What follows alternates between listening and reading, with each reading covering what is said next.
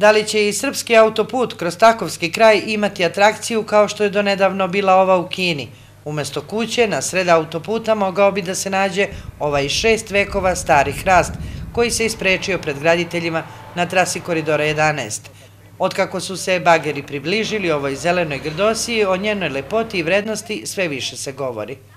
Vekovima, znate, to stoji drvo i zašto sad da je moralo baš na njega? Drvo je toliko staro da ja mislim nema uopšte, ne znam kako da objasnim, da je nekom palo na pamet da tako nešto uradi.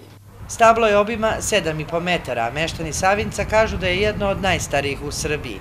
I ne samo to.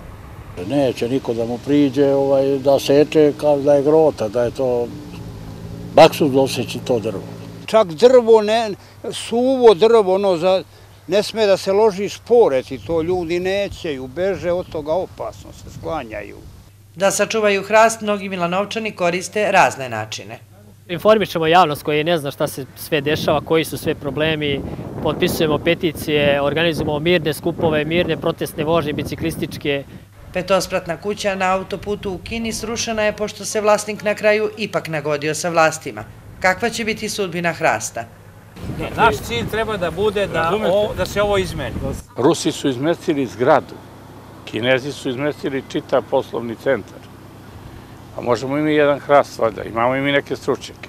Prema tome neka struka radi svoj deo posla. Iz Koridora Srbije ističu da su pre izrade projektne dokumentacije dobili nalaze nadležnih institucija, prema čijem mišljenju na ovoj deonici nije bilo zakonom zaštićenih spomenika prirode i kulture.